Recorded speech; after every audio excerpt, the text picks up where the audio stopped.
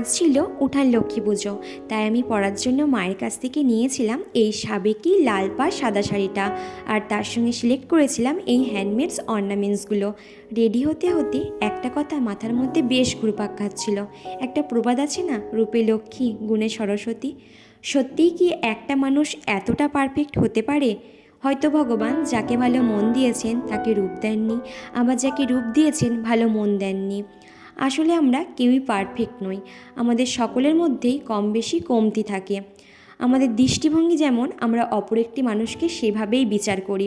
আমাদের দৃষ্টিভঙ্গি ভালো হলে আমরা সকলকেই ভালো ভাববো, দৃষ্টিভঙ্গি খারাপ হলে আমাদের কাছে কেউই ভালো হবে না। তাই আমাদের দৃষ্টিভঙ্গি বদলানো অবশ্যই দরকার।